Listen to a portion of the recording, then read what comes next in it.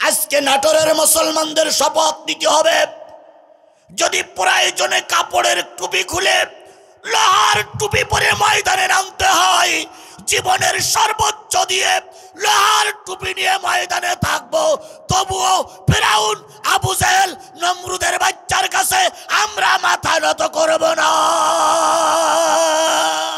প্রশংসা সবই কেবল তোমারই, প্রশংসা সবই কেবল তোমারই, রব্বুল আলামিন।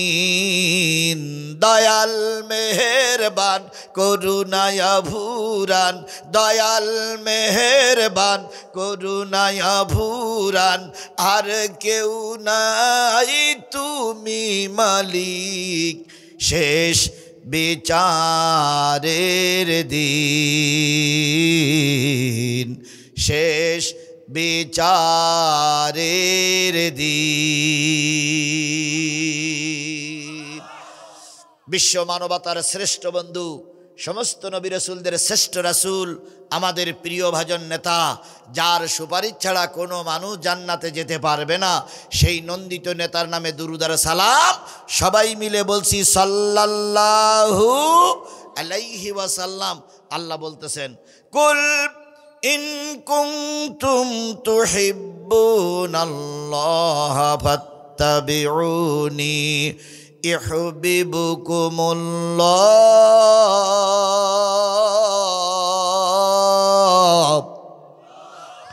ওয়া ইয়াগফির লাকুম যুনুবাকুম আল্লাহু গফুরুর রহিম।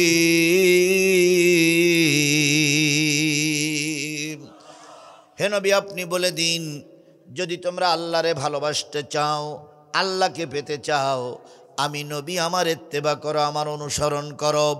আমার ইত্তেবা, আমার অনুসরণ যদি করতে পারো, ইয়াগফির লাকুম যুনুবাকুম, আমি আল্লাহ বললাম তোমাদের জীবনের সবার গুনাহগুলো মাফ হয়ে যাবে। আল্লাহর কথা সত্য না মিথ্যা? সবাই মিলে বলুন, আল্লাহর কথা সত্য না মিথ্যা? আল্লাহ বললেন নবীর অনুসরণ অনুকরণ করলে জীবনের সব গুনাহ মাফ। এবার নলডাঙ্গার মুসলমানেরা, নাটোরের মুসলমানেরা বুকে হাত দিয়ে বলুন তো, নবীর অনুসরণ অনুকরণ, নবীর ভালোবাসা আমার সমাজে আছে? আছে? আছে? আছে? অল্প না বেশি? যদি বেশি হয়, ভালো করে খেয়াল করুন, বেরাই নেতাদের জন্ম মৃত্যুবার্ষিকী পালন করা হয় কি হয় না? ইসলামে জন্ম মৃত্যুবার্ষিকী পালন করার কোনো বিধান, তারপরে এ কালচার আমার দেশে আছে না নাই? আগের যারা ছিল তারা জন্ম মৃত্যুবার্ষিকী পালন করেছে। ও আল্লাহ, জন্ম মৃত্যুবার্ষিকী পালন করতে যে শত শত গরু জবাই করে মানুষকে খাওয়ানো হয়েছে। কথা বলেন ঠিক না বেঠিক? এই দেশের বড় এক নেতার ছবি টানানো রাখা, ছাটানাই রাখা হতো মাথার উপরে। এই দেশে বড় এক নেত্রীর ছবি টানাই রাখা হতো ঘরের ভিতরে। কথা বলেন, ওই ছবি যদি কেউ ছিঁড়ে ফেলে অথবা ওই নেতার ছবির পরে যদি কেউ অবমাননা করে, 3 বছরের জেল 6 মাসের সাজা হয়েছে। অথচ নবীন নিয়ে ব্যঙ্গ করেছে, তারা আরামে ঘুরে বেড়াচ্ছে, একটা লোকেও কেউ জেল দেওয়া হয়নি।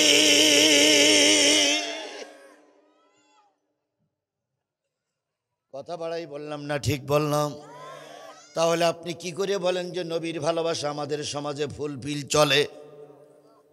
নবীকে অপমান করে কত ব্যঙ্গ করা হলো, নবীর বিরুদ্ধে কত খারাপ ভাষা ব্যবহার করা হলো, তারা ভিতরে জেল কেসে আবার জামিনে মুক্তি পাইছে। আর মরহুম প্রেসিডেন্ট মুজিবুর রহমানের নামে সামান্য একটু কথা বললে বছরের পর বছর জেল খাটা লেগেছে। তার মানে আল্লাহর নবীর চাইতে এই সমাজে এক সময় মুজিবুর রহমানের দাম বেশি ছিল।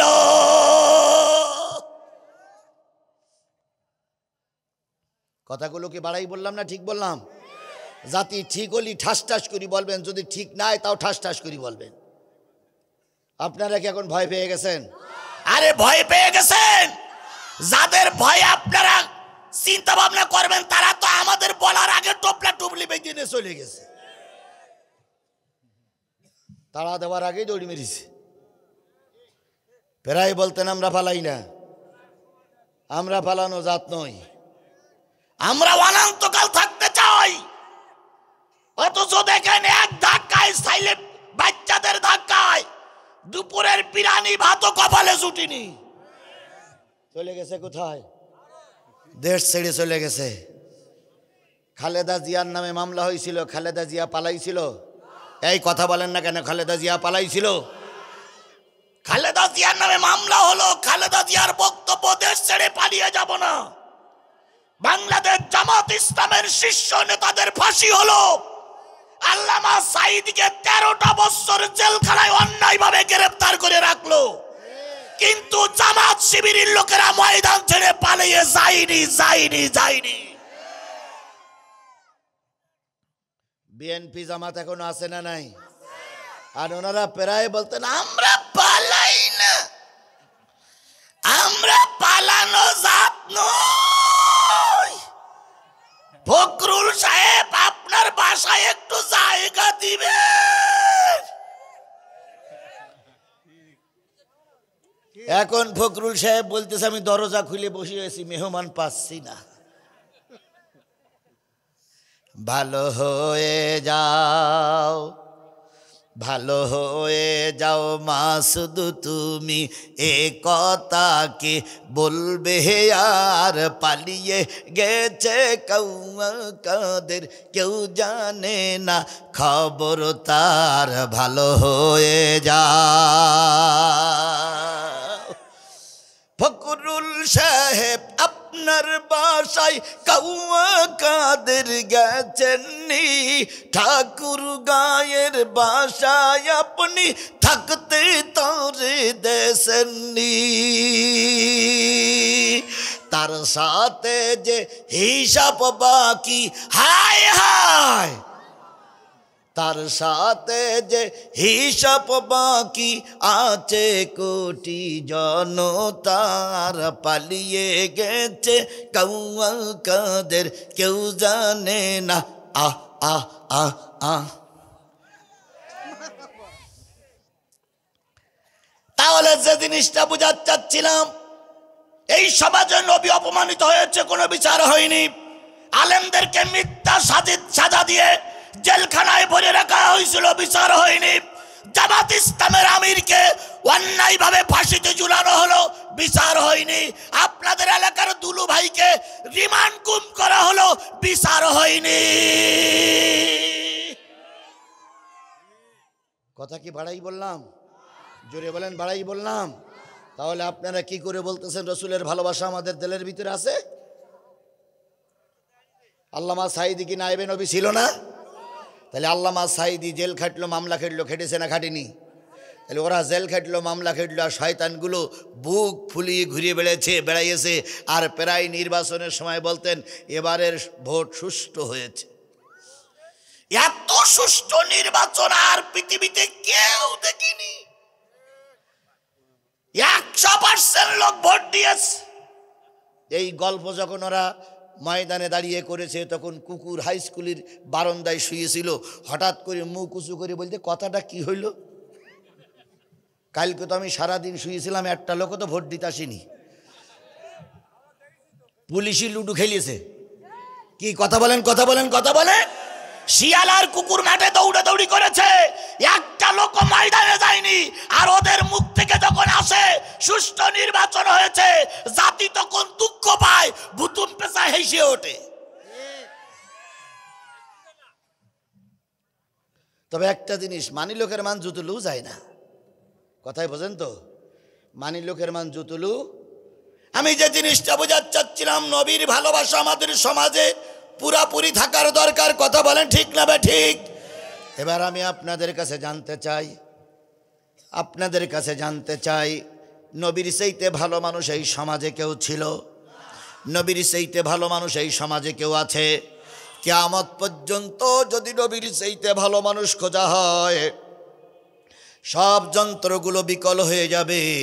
নবীর চাইতে ভালো মানুষ আর সমাজে খুঁজে পাওয়া যাবে না। নবী নবী ছিলেন সেনাপতি, কথাটা ঠিক না বেঠিক? নবী ছিলেন রাষ্ট্রপতি, কথাটা ঠিক না বেঠিক? নবীজি ছিলেন বিচারপতি, কথাটা ঠিক না বেঠিক? সর্বক্ষেত্রে নবী দায়িত্ব পালন করেছেন, কষ্ট করেছেন, মার খেয়েছেন, একটা বারের জন্য নবী প্রতিশোধ নেননি। আমার ভাইয়েরা, কেউ ক্ষমতায় গেলে টার্গেট থাকে অন্যের দেশ দখল করব। যেমন আমার পাশে একটা দেশ আছে, নাম কি? ভারতের টার্গেট বাংলাদেশ দখল করব। ওরে ভাই, তোর দেশ অনেক বড়, তোর লোকজনও অনেক বেশি, আমাদের মতন এই ছোট্ট দেশটার পর তো দখল করার কি দরকার? তারপরে প্রায় বলে দিনাজপুর দখল করব, কক্সবাজার দখল করব। তাহলে ওরা যদি আমাদের দিনাজপুর আর কক্সবাজার দখল করতে আসে, নাটোরের মুসলমান চুপ করে বসে থাকবো আমরা? জোরে বলেন, বসে থাকবো? খোদার কসম, সেই সময় জঙ্গি বাহিনী, সন্ত্রাসী এই ভোটচোরকে তাড়াতে যেয়ে একজন মারা গেলে 4 জন দাঁড়িয়েছে, আর এখন যদি একজন মারা যায় ওই জায়গায় 40 জন দাঁড়িয়ে যাবে।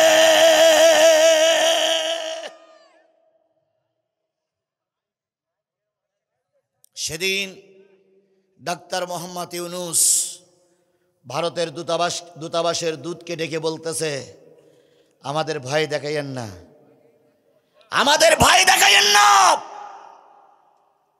এই সন্ত্রাসী জঙ্গিরে তাড়াতে যেয়ে একজন যুবকের লাশ পড়লে কয়জন যুবক দাঁড়াইছে? 4 জন। আর আপনাদের দেশের সঙ্গে মোকাবেলা করতে যেয়ে যদি একজন মারা যায়, সেখানে 40 জন দাঁড়াবে। আলহামদুলিল্লাহ বলেন। তাহলে তাদের টার্গেট হলো দেশ দখল করা, আর কারোর টার্গেট হলো ক্ষমতায় গেলে জীবনেও নামতে চায় না। শুধু বলতো দেশের মানুষ থাক আর না থাক, আমার ক্ষমতা চাই। তারপর আবার বলতেন, আমি মরে গেলি চেয়ারটা কবরে দিয়ে আসিস, যাতে করে ওখানে কিছুদিন বসে থাকতে পারি। বলেন তো ক্ষমতায় টিকে থাকা গেছে? তাহলে এদের টার্গেট ক্ষমতা দখল, ওদের টার্গেট দেশ দখল। আর আমার নবীর টার্গেট ছিল কিভাবে একটা জাহান্নামী মানুষ মুক্তি পেয়ে আল্লাহর জান্নাতে যাবে। বলুন তো, নবী যখন এই পৃথিবীতে এসেছিলেন, সেই সময়টা রাত না দিন? কথা বলেন, সবাই কথা বলবেন। বলুন তো, নবী যখন এই পৃথিবীতে এসেছিলেন তখন রাত না দিন?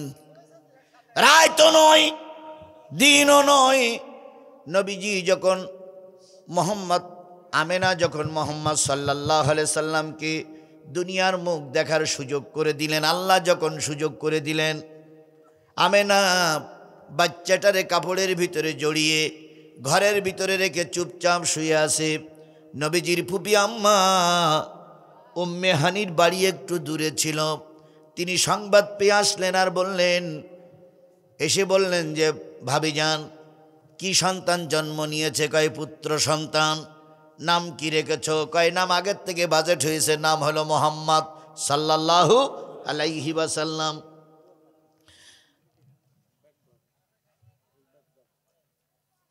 মোহাম্মদ সাল্লাল্লাহু আলাইহি সাল্লাম।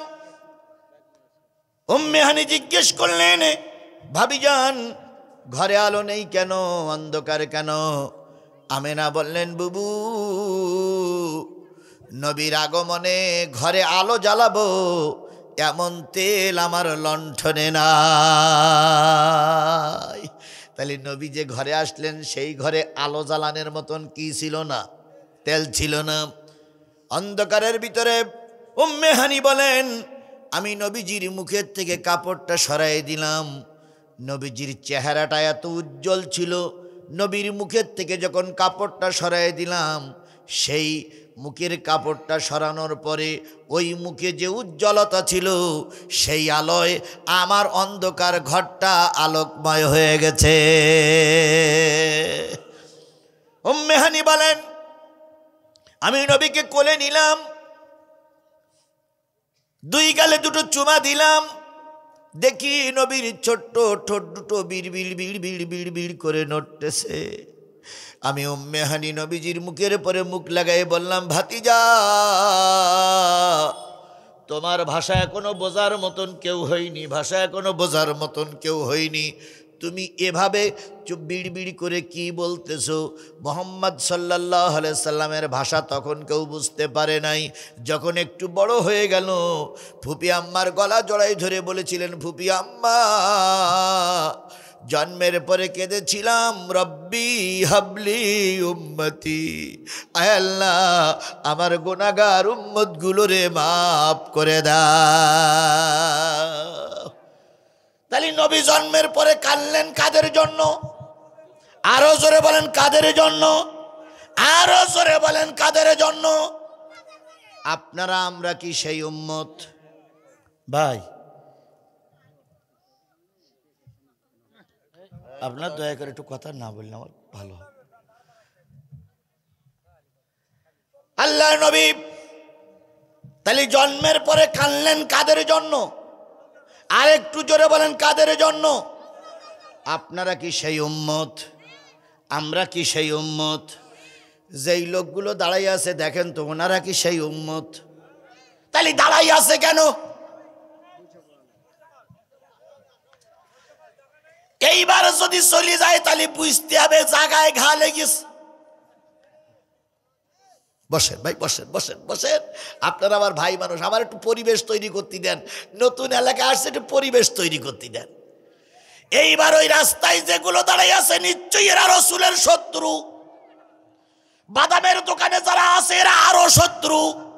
যারা বাড়িতে বসে আছে এরা ইসলাম, কোরআন, আল্লাহ, রসুল, মাদ্রাসার দুশমন। তা না হলে ওরা এখনো দোকানে কেন? ওরা বাদাম খেয়ে বেড়াচ্ছে কেন? বাদাম কি করেছে? বাদাম খাওয়ার আসছে। জি জি জি জি, বাদাম খাওয়ার আসছে। ওরা কোরআন শরীফ শুনতে আসেনি। কথা বলেন ঠিক না ঠিক?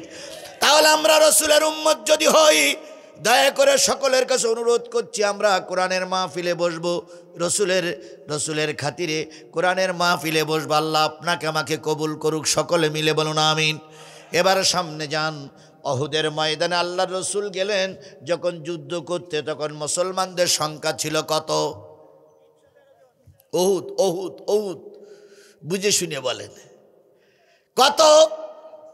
অহুদের যুদ্ধে মুসলমানদের সংখ্যা ছিল প্রথম 1000, তারপরে 300 মৌলবি কেটে বলল, ছিল কয়শ? 700 লোক নিয়ে যখন অহুদের ময়দানে গেলেন, পক্ষান্তরে 3000 বাহিনী আবু সুফিয়ানের নেতৃত্বে ময়দানে এসেছে। ওই যুদ্ধে আল্লাহর নবী চরমভাবে মারি খাইলেন। শুধু মারি খাই নাই, হেলমেট ভেঙে গেল। হেলমেট ভেঙে কড়া ভিতরে ঢুকে পড়ল। কাফেরদের অত্যাচারে রসুলের দান মোবারক কি হয়ে গেল? শহীদ হয়ে গেল, ভেঙে গেল। আল্লাহ নবী গর্তের ভিতরে ভুট হয়ে পড়ে গেলেন। মানুষ একটা গর্তের ভিতরে পড়লে মাথা উপরে থাকে, আর আপনার আমার নবীর মাথাটা ছিল নিচের দিকে, 2 কানা পা ছিল উপরে। নবীজির গর্তটা এত ছোট ছিল যেই গর্তের থেকে আল্লাহর নবী বাহির হতে পারছিলেন না। 2টো পা নাড়াচ্ছিলেন আর গর্তের ভিতর থেকে বলতেছিলেন, ফাতেমা, বাবার খোঁজ দেবার জন্য চলে এসো, তোমার বাবা বুঝি আর বাঁচবে না। অনেকক্ষণ পর ফাতেমা সংবাদ পাইলেন আব্বা গর্তের ভিতরে পড়ে আছে। ফাতেমা ছুটে আসলেন, নবীকে গর্তের ভিতর থেকে যখন তুললেন, তখন হেলমেট ভেঙে গেছে, কড়া ভেঙে গেছে, সমস্ত শরীরটা রক্ত আর রক্ত। নবীজিকে ওঠানো হলো, রক্ত মাখা নবী, দাঁত ভাঙা নবী। অহুদের ময়দানে এসে দেখে কয়টা লাশ পড়ে আছে? 70টা লাশ পড়ে আছে। আমার নবী নিজের ব্যথা ভুলে যে ওইখানে দাঁড়িয়ে বলেন, আল্লাহ, আমি তো আমার উম্মতের লাশ দেখতে চাইনি, দয়া করে আমার উম্মতের পরে রহমত করো। যে পরিবার থেকে পুরুষ লোকগুলো মারা গেছে তাদেরকে আল্লাহ তুমি হেফাজত করো। তাহলে ওহুদের ময়দানে নিজের দাঁত ভেঙে গেছে, জামা ভেঙে গেছে, জামা ছিঁড়ে গেছে, কড়া ঢুকেছে, তারপরে হেলমেট ভেঙে গেছে, তারপরে নবী কানলেন কাদের জন্য? আরো জোরে বলেন কাদের জন্য? আপনারা এই এলাকায় কি সেই নবীর উম্মত? আপনারা তাহলে সেই নবীর পরে নাজিল হওয়া কোরআনের আলোচনা চলছে। তুমি মুসলমানের বাচ্চা এখনো ঘুমিয়ে আসো, বাড়ি এখনো শুয়ে আসো, অথবা এখনো চার দোকানে আসো, নিশ্চয় তুমি আল্লাহর রসুলের কলঙ্কিত উম্মত।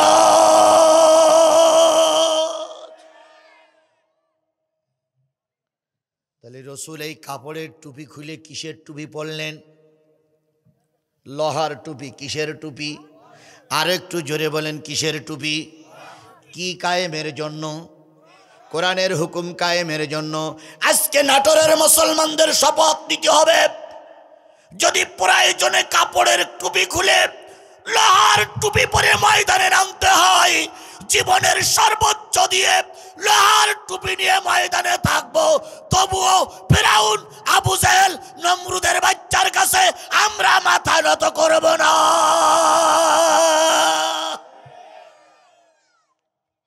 সবাই কি রাজি? সবাই কি রাজি? কিছু কিছু লোক এখনো রাজি হয়নি, আর একটু সামনে যাওয়া লাগবে। তাহলে আল্লাহ নবী কানলেন উহুদে কাদের জন্য? আপনারা যদি সেই উম্মত হন, আল্লাহর কসম বাইরে থাকতে পারবেন না। কারণ আমি আমার বাবার কথা বলতে আসিনি, আমি কোনো দলের পক্ষে কথা বলতে আসিনি, কোনো দলের বিরুদ্ধে কথা বলার জন্য আমাকে ডেকে আনা হয়নি। আমাকে ডেকে আনা হয়েছে কিসের পক্ষে কথা বলার জন্য? আরও জোরে বলেন, কিসের পক্ষে কথা বলার জন্য? কমিটি এসে আসার সঙ্গে সঙ্গে বলে, হুজুর কোন দলের বিরুদ্ধে কথা বলার দরকার নেই। আরে বাবা, দলের বিরুদ্ধে কথা বলা লাগে না, ফেরাউনের কথা বললেই মুসার কথা এসে যায়। দলের বিরুদ্ধে বলা লাগে না, ফেরাউনের কথা বললেই মুসার কথা আসবে না? ইব্রাহিমের কথা বললেই কার কথা আসবে? নমরুদের কথা আসবে। ইব্রাহিমের কথা শুনে চোখের পানি ফেলবে, আর নমরুদের কথা শুনে তেলে বেগুনি জ্বলবে। তার মানে বোঝা গেল ওর শরীরের রক্তের ভিতরে ওই নমরুদের রক্ত আছে, এই জন্য ভালো কথা ও সহ্য করতে পারে না। রাম নমরুদের ফেরাউনের গ্রুপের লোক যারা আছেন তারা একটু হাত তোলেন। আহা, তাহলে তো এই এলাকার লোক সব ফেরেশতা। আল্লাহ এই লোকদের পরে রহমত নাজিল করুক, সকলে মিলে বলেন আমিন। তাহলে যে জিনিসটা বোঝাতে চাচ্ছিলাম, আল্লাহর নবী জন্মের পরে কানলেন, উহুদের ময়দানে কানলেন, মৃত্যুর সময় কানলেন, আবার যখন কিয়ামতের দিন আল্লাহ রসুল উঠবেন তখন তিনি সকলের আগে উঠে উম্মতের জন্য কানবেন। তাহলে যে নবী জন্মের পরে কানলেন, 63টা বছর কানলেন, কবরে শুয়ে শুয়ে কানতেছে, উহুদে কানলেন, তায়েফে কানলেন, মক্কায় কানলেন, মদিনায় কানলেন, সেই নবীজির কথা হচ্ছে আল্লাহর রহমতে যদি নবীর উম্মত আমি হই, এই মাহফিল থেকে দূরে সরে থাকতে পারি না। এই জন্য রসুলের উম্মত হয়ে আপনাকে আমাকে আল্লাহ কবুল করেছে। এই জন্য রসুলের নামে দুরুদ আর সালাম সাল্লাল্লাহু, সবাই মিলে বলেন সাল্লাল্লাহু আলাইহি ওয়াসাল্লাম। বন্ধুগণ, কষ্ট করে, শীত উপেক্ষা করে, কষ্ট করে এই ময়দানে এসে বসেছেন কি শোনার জন্য? তাহলে মঞ্চে যারা আছেন, ওখানে যারা বসে আছেন, দোকানে যারা আছেন, আর আমার সামনে যারা আছেন, তারা একটু ভালো করে খেয়াল করুন। যদি কোরআন শুনতে বসে থাকেন, আল্লাহ বলতেছেন ওয়াইজা কুরিয়াল কোরআন ফাস্তামিউ লাহু ওয়া আনসিতু লাআল্লাকুম তুরহামুন। যখন তোমাদের সামনে কোরআন পড়া হবে, তখন এই কোরআনের আলোচনাগুলো চুপচাপ বসে বসে শোনো। কি করে শুনতে হবে? না, চুপচাপ, ও আনসিতু, চুপচাপ। তাহলে চুপচাপ বসে বসে কোরআন শরীফ শুনতে হবে, নির্দেশ কার? তাহলে আমি যদি কোরআনের মাহফিলে এসে গল্প করি, তাহলে নিশ্চয়ই কোরআনের কথার বিপক্ষে না পক্ষে? বিপক্ষে যদি হয়, তাহলে কোরআনের বিপক্ষে কাজ করলে আপনি কতটুকু মুসলমান? উত্তরটা আপনার কাছে দিলাম। তাহলে আমরা কোরআন শরীফ শুনবো কি করে? চুপচাপ, কোনো ডিস্টার্ব করব না।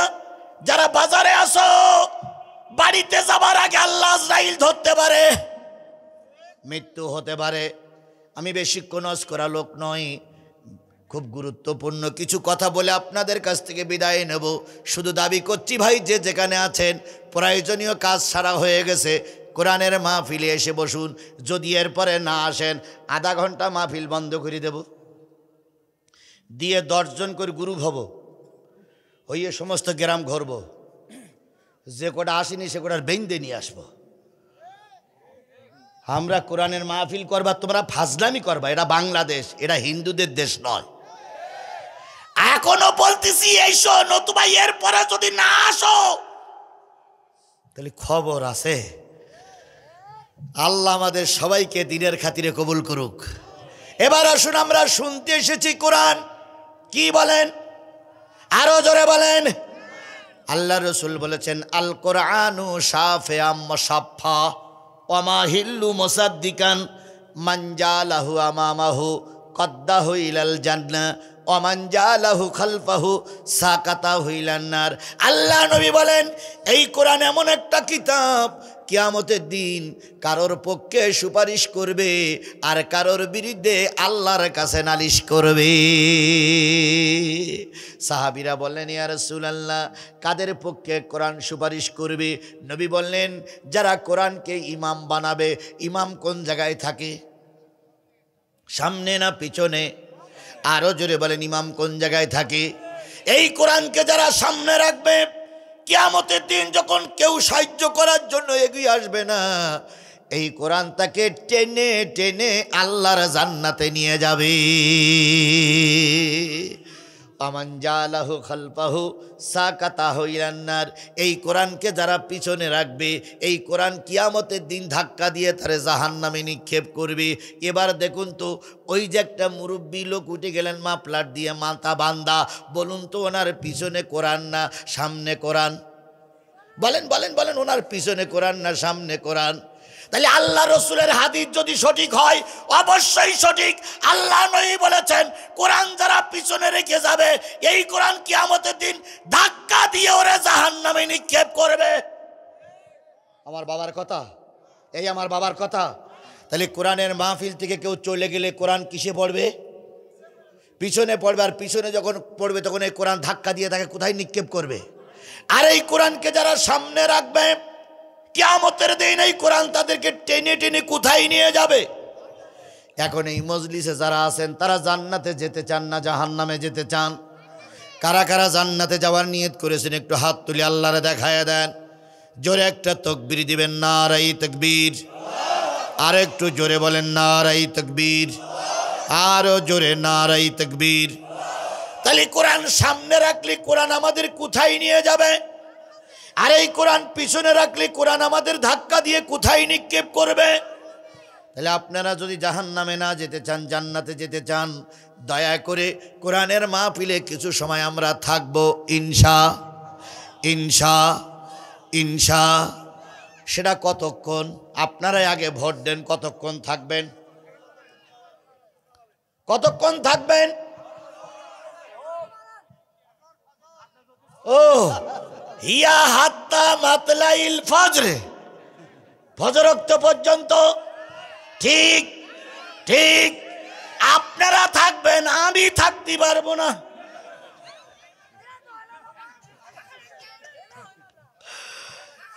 আচ্ছা, হ্যাঁ ফজর, ইয়েস, মুরব্বি মুরব্বি।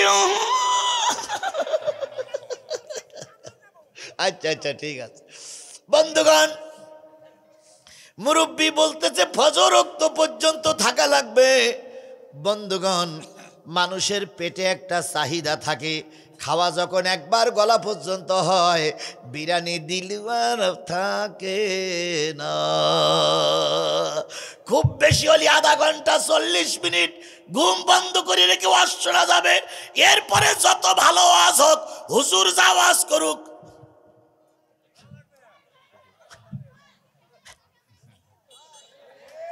এই মুরব্বীর দিকেও খেয়াল রাখবেন, দেখ কতক্ষণ চাই থাকতে পারে। আগের হয়তো ভাই, আগে হতো তখন আমি বলি শোনেন, তখন একটা নিয়ম ছিল, তখন ওয়াজ হইতো সারা রাত, শ্রোতা থাক আর না থাক বক্তারা ওয়াজ করত। কিন্তু এখন তো সেই কালচারটা নাই রে ভাই। এই জন্য আমি যখন দাওয়াত নিয়েছিলাম তখন কর্তৃপক্ষরে বলেছিলাম আমার সময় কয়টার থেকে কয়টা পর্যন্ত। ওনারা বললেন, হুজুর আপনি বলে নেন। আমি বলেছিলাম 10টার থেকে 12টা পর্যন্ত আমার নির্ধারিত টাইম, কারণ আমি 19 তারিখের ওয়াজ 20 তারিখই করব না। ওনারা তাই মেনে নিলেন। এরপর এখানে আসার পরে সবাই মিলে সিদ্ধান্ত নিলাম কি করা যায়। মাদ্রাসার খাতিরে, প্রতিষ্ঠানের খাতিরে 15 মিনিট বেরিয়ে গেল। তাহলে টাইম হইল কটায়? 10:15। এবার ওখানে বসে যখন আলোচনা করতেছিলাম, কর্তৃপক্ষ যেই বলল হুজুর আর 15টা মিনিট, তাহলে কত হইল? 10:30। আমি আসছি এখানে 35, আপনারা দেশেন আমার 45। তাহলে এই বাট্টি 45 মিনিট বেরিয়ে গেছে। এই 45টা মিনিট যদি আমি আগে আসতে পারতাম আরো কিছু কথা শোনানো যেত। এবার বলুন, আপনারা বছরে কয়বার মাহফিল করেন? আর আমার প্রত্যেক দিন সেই 5 তারিখই পেটনির বাচ্চা পালানোর পর প্রতিদিন 1টা 2টা 3টা করে মাহফিল করতে হচ্ছে। তাহলে আপনি একটা মাহফিল শুনবেন আর আমার প্রতিদিন ওয়াজ করতে হবে, তাহলে ওই আমার বেরি ফেল দেওয়াই ভালো। নওগাঁয় এক জায়গায় মাহফিল করতে গেছি, তো মাহফিল করতে গিয়ে ওনারা বলতেছে, গল্প করতে, হুজুর এখানে কিন্তু একটা বিপদের জায়গা। বলো। তাই আমি বলছি কি? কই এখানে এক হুজুর ওয়াজ করতে আসছিল, এসে ওয়াজের এক ফাঁকে বলেছে যে যদি কোনো গোরস্থানে কবরস্থানে হুজুর কবর দেওয়া থাকে তাহলে ওই হুজুরির খাতিরে গোরস্থানের সবার কবরের আযাব মাপ।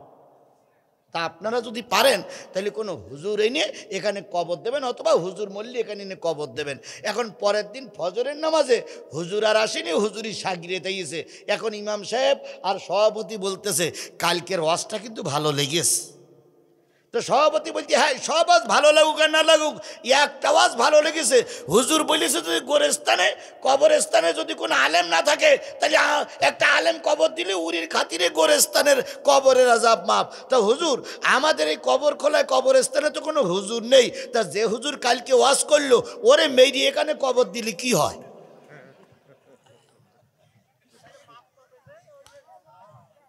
বুঝেন একটু, হুজুর বলল কি আর এরা বুঝতেস কি? এখন ইমাম সাহেব বলে তাও কথা মন্দ না, তাহলে আমরা মোনাজাত করি, সবাই হুজুরি ধরে নিয়ে আসি, আর তোরা এদিকে কবর খোঁড়া শুরু কর, না মরলু মেরি কবর দেব। ইমাম সাহেব এই হুজুরির যে ওই ছিল পিএস বা ওই খাদেম, সে জুতো পায়ে তিনি এক দৌড়ে হুজুরি দিয়ে বলি হুজুর শিগগিরই বাইর লাইন খারাপ। হুজুর বলতে কি হয়েছে? কয় এই যুক্তি করতেছে। কয় তাই ব্যাগটাকেও নেবার দরকার নেই, টাকা নেবার দরকার নেই, পালা। দুইজন বিল আড্ডে মাঠের ভিতরে শুধু পালাচ্ছে আর বলতে পিছন দিক তাকাই দেখ কেউ আসছিস কিনা। না আপনাদের ভাবলাম দেখে মনে হচ্ছে আপনারা সেই রেবাটা চিন্তা ভাবনা করিয়েছেন কিনা আল্লাহ ভালো জানে। এই জন্য ভাই আমি আপনাদের হক একেবারে মাহরুম করব না, যতক্ষণ পারি ততক্ষণ বলার জন্য চেষ্টা করব। তবে আপনারা শেষ মোনাজাত না করে আমারে ফেলাই চলে যাবেন না। রাজি? রাজি? রাজি? আল্লাহ কবুল করুক। এবার আসুন তাহলে কিসের থেকে আলোচনা শোনার জন্য বসেছেন? আরো জোরে।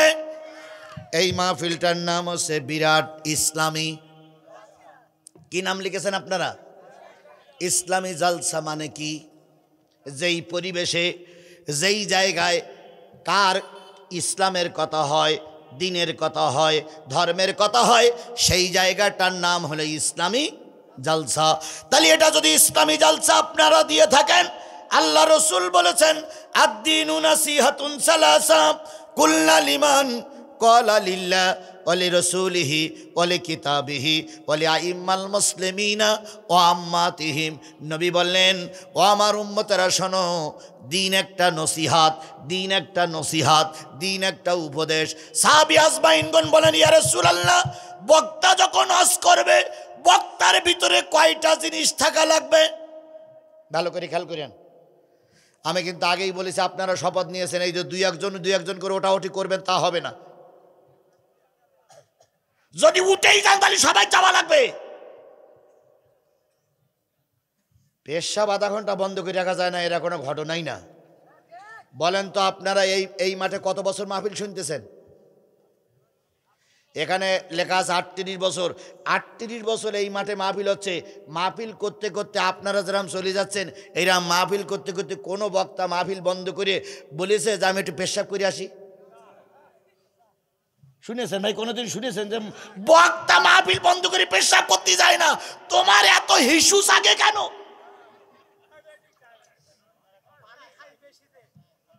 হিসু শোনেন, হিসু জাগতে গেলে বক্তারও তো জাগা লাগবে। বক্তার হিসু জাগে না, নড়ি চড়ি হিসু। আসলে হিসু জাগেনি, বিড়ি বিড়ি বিড়ি বিড়ি বিড়ে খাওয়া টান পড়িয়েছে, তাই হিসুর দোহাই দিয়ে চলে যাচ্ছে। কেউ না দেখতে আল্লাহ দেখতেছে। হয়তো হিসু করতে বসবা, আর হয়তো উঠতেও পারবা না। এরকম হয় না, এরকম হয় না, এরকম হয় না। আল্লাহ আপনাকে আমাকে সবাইকে ধৈর্যের সঙ্গে মোকাবেলা করার তৌফিক দান করুক। আমার ভাইয়েরা, যে জিনিসটা বোঝাতে চাচ্ছিলাম সেটা হলো, তাহলে দিনের কথা বলতে গেলে আলেমেরা বক্তারা কয়টা বিষয়ের পরে কথা বলবে? 5টা। কয়টা বিষয়? আরো জোরে বলেন, কয়টা বিষয়? তাহলে ইসলামী জালসায় কয়টা বিষয়ের পরে কথা হবে? 1 নম্বর কওলা লিল্লাহ, আল্লাহর প্রশংসা হবে। আল্লাহর কথা হবে, আমি কি উঠে আল্লাহর প্রশংসা করেছি না করিনি? করেছি। 2 নম্বর রাসূলের নামে দুরূদ হবে, আমি কি রাসূলের নামে দুরূদ পড়েছি না পড়িনি? রাসূলের জন্ম মৃত্যু কিছু আলোচনা করার পরে দুরূদ পড়েছি না পড়িনি? 3 নম্বর আলোচনা হবে কিতাব থেকে। কোন কিতাব? আল্লাহর কোরআন। সেই কোরআন থেকে এবার 3 নম্বর পয়েন্টে আলোচনা চলবে। আশা করি আপনাদের ভালো লাগবে, ময়দান ছেড়ে যাবেন না। 4 নম্বর সাধারণ মুসলমান আপনারা, আপনাদের উপকারমূলক কিছু কথা কোরআন হাদিস থেকে বলা লাগবে। আর 5 নম্বর, বর্তমান সমাজে যারা নেতৃত্ব দিচ্ছে নেতাদের কথাও এই মাহফিলে আলোচনা করা লাগবে। তাহলে 5টা বিষয়ের সমন্বয়ে যদি ইসলামী জলসা হয়, তাহলে আমরা কয়টা বিষয় ইতিমধ্যে কথা বলেছি? 2টা। এবার কিসের থেকে আলোচনা হবে? জোরে বলুন, কিসের থেকে আলোচনা হবে? আমি সূরা নিসার 5, 10, 9, 59 নম্বর আয়াত আপনাদের সামনে তেলাওয়াত করেছি। এই আয়াতটা যখন নাজিল হয়, আল্লাহর নবী তখন মদিনার প্রেসিডেন্ট। একটু জোরে বলা যাবে না সুবহানাল্লাহ? এই নাটোরের মানুষেরা জোরে বলা যাবে না সুবহানাল্লাহ? তাহলে রাসূল মদিনার প্রেসিডেন্ট, কাজটা কি ঠিক? নবী প্রেসিডেন্ট, কাজটা কি ঠিক? ভেবে চিনতে বললেন, নবী প্রেসিডেন্ট, কাজটা কি ঠিক? আমার মতে ঠিক না। নবী আবার প্রেসিডেন্ট হবে কেন? নবী মসজিদে শুয়ে থাকবে, জনগণ এসে খাওয়াবে, আর মসজিদে নামাজ পড়াবে, আর যার ভয়টাই লাগে ফু দেবে। নবী আবার রাজনীতি করবে কেন? নবীর রাজনীতি করা কি বৈধ? জোরে বলেন, নবীর রাজনীতি করা কি বৈধ? তাহলে আজকে আমাদের দেশে আলেমেরা রাজনীতি করলে তোমরা এত নাকমুখ সিটকা সিটকি করো কেন? আলেমেরা কি নবীর উত্তরসূরি নয়? তাহলে নবী রাজনীতি করেছে, নবী দেশ চালাইছে, নবী রাষ্ট্রপতি হয়েছে। তাহলে আলেমেরা যদি রাষ্ট্রপতি হতে চায়, তোমরা তাদের ঠ্যাং ধরে টানো কেন? নিশ্চয় আলেমদের রাজনীতির পথে যারা বাধা, এরা সব কটা আবু জেহেলের বংশ। সে বংশ আমাদের দেশে আছে না নাই? এই নলডাঙ্গাই আছে, এখানেই আছে। দেখেন, আমি আলোচনা করতেছি, ওদের মুখ টুক কালো হয়ে হনুমানের মতন এই মাহফিলেই আছে, এখানেই আছে। যেই না পেত্নির বাচ্চার পেত্নির কথা বলতেছি, সেই দেখেন মুখ টুক মনে হচ্ছে ওটা কোল যে ছিঁড়ে যাচ্ছে। নেই নেই নেই নেই নেই নেই নেই, কোল যে ছিঁড়ে যাবা লোক এখানে আছে। তবে বেশি বাকবাকুম করিও না দুলা ভাই। দিদি গেছে দাদার কাছে, ভাবি গেছে ভাইয়ের কাছে, গরু গেছে বিদেশে, বাছুরগুলো রেখে গেছে। আর এই বাছুরগুলো এখন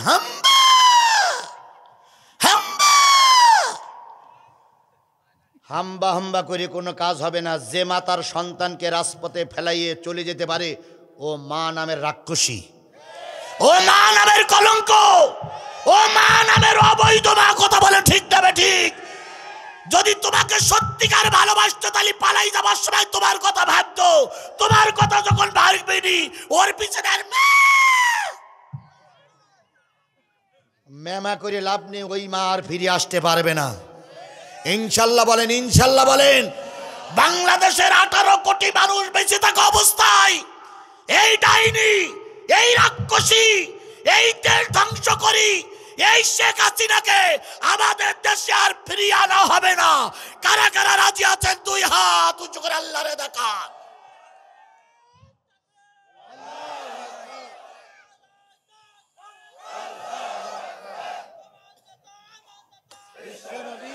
হত্যাবান আল্লাহ রব্বুল আলামিন সবাইকে ঐক্য থাকার তৌফিক দান করুক। আর একটু জোরে বলেন আমিন, আরো জোরে আমিন, আরো জোরে।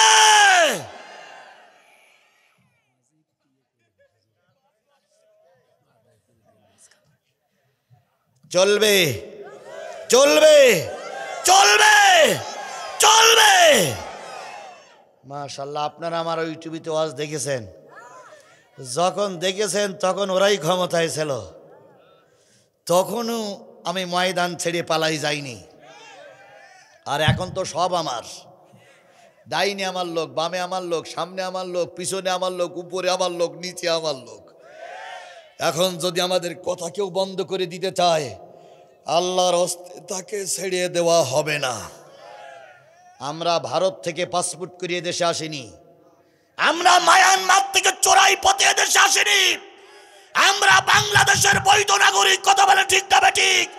তোমাদের মতন মৃত্যুক জালেম ফেরাউনের বাচ্চাদের যদি 15.5 বছর বুক ফুলিয়ে কথা বলার অধিকার থাকে, আমি আজিজুল ইসলাম, আমারও নাটোরের মাটিতে বুক ফুলিয়ে কথা বলার অধিকার আছে। কথা বন্ধ করতে কেউ চাইলে জিপ টেনে একবার ভারতের কুকুরির খাওয়াবো। ফাজলামি করবার রাস্তায় বড়ি করে, এখানে ফাজলামি করার জায়গা নয়। কথা বলেন, কথা বলেন, কথা বলেন। কিছু কিছু লোক কয় হুজুর এই কথাগুলো না বলাই ভালো। আমার দেশের সম্পদগুলো চুরি করে নিয়ে গেল। যে সম্পদগুলো চুরি করে নিয়ে গেছে, গতকাল এক সাংবাদিক তথ্য দিল, শেখ হাসিনার বোন শেখ রেহানা যে সম্পদ চুরি করে নিয়ে গেছে 28 লক্ষ কোটি টাকা। 28 লক্ষ কোটি হাজার টাকা নাকি, এর মানে বিরাট। সে বলতেছে এই টাকাগুলো ফিরিয়ে আনতে পারলে 90টা পদ্মা সেতু করা যাবে। 90টা পদ্মা সেতুর টাকায় একজন খাইছে। আর এদের বিরুদ্ধে কথা বলা যাবে না, ঠ্যাঙের গিরে ছাড়াই ফেলবে একদম। আল্লাহ এদের থেকে আমাদের বাঁচাইছে। আল্লাহ জানো এই জালেমদের হাতে আর আমাদের না নিয়ে যায়। কথা বলেন, কথা বলেন। এই আয়াত যখন নাজিল হলো, আল্লাহ নবী তখন মদিনার কি, এই কথা বলেন বাঘের বাচ্চার মতন মদিনার কি, আরো জোরে বলেন। ছোট্ট একটা ইসলামী রাষ্ট্র, হাঁটি হাঁটি পা পা করে অল্প কিছু সংখ্যক লোক দিয়ে রাষ্ট্রটা চলতেছে। হঠাৎ করে এক চোর ধরা পড়ল। চোর হইল জাতিতে ইহুদি। কি চোর ধরা পড়েছে? ইহুদি চোর। তিনি সমাজের বিরাট লিডার। বিচারটা নবীর দরবারে আসলো। যেহেতু নবী বিচারক, আল্লাহ নবী সব কিছু শুনে বোঝার পরে সিদ্ধান্ত নিলেন এই চোরের হাত কেটে দেওয়া হবে। কি কেটে দেওয়া হবে? হাত কেটে দেওয়া হবে। কারণ হাত কেটে দেওয়া, চোর যদি চুরি করে সুস্থ অবস্থায় হাত কেটে দিবে, কোরআনে আছে না নাই? আরো জোরে বলেন, আছে না নাই? নবী টার্গেট নিলেন, চোরের হাত কেটে দেবেন। মুসলমান যারা ছিল তারা নবীকে বুঝাইতে চাইল কেবল একটা ইসলামী রাষ্ট্র তৈরি হয়েছে, এখনই যদি চোরের হাত কেটে দেওয়া হয় তাহলে ইহুদিরা সব আমাদের বিরুদ্ধে চলে যাবে।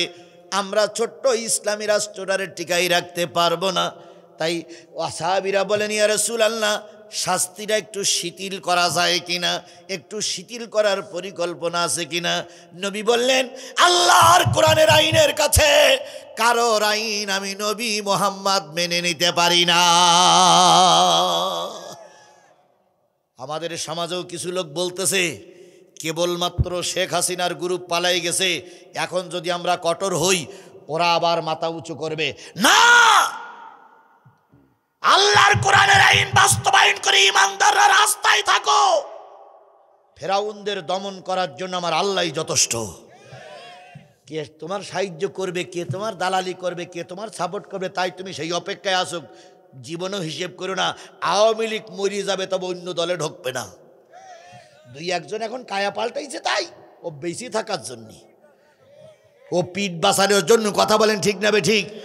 আমার নামে 20টা মামলা, 5 দিন আয়না ঘরে ছিলাম আমি। আমার বাড়ি ঘরদোর ভেঙে সব তছনছ করেছিল এই জালেমের বাচ্চারা, যারা আমার নামে মামলা দিয়েছিল। গত কয়েকদিন আগে দেখি তাদের ভিতরে একজন মাথায় টুপি দিয়ে, হাজি রুমাল গলায় দিয়ে, হাতে একখান তসবি নিয়ে বেঞ্চিতে বসে আছে। তো আমার দেখে বলে, জিয়াদ ইসলাম আলাইকুম। তাই আমি বললাম, ভাই রে তোর এই অবস্থা কবে হইল? তো বলছেন, না ভাই আমি এখন ভালো হয়ে গেছি। কি করে ভালো হয়েছিস? আগে ছিলাম আমলিগ, এখন হয়েছি জমাত।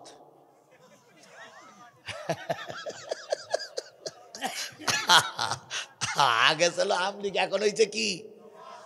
জামাত না জোবাত। বলতে আগে ছিলাম আমলিগ, এখন হয়েছি জমাত। তাই বলতে তুই জমাতে কবে তো ঢুকেছিস? কয় না এমনি ঢুকিনি, আমি জমাত হয়ে গেছি, আমি আর আমলিগে যাবো না।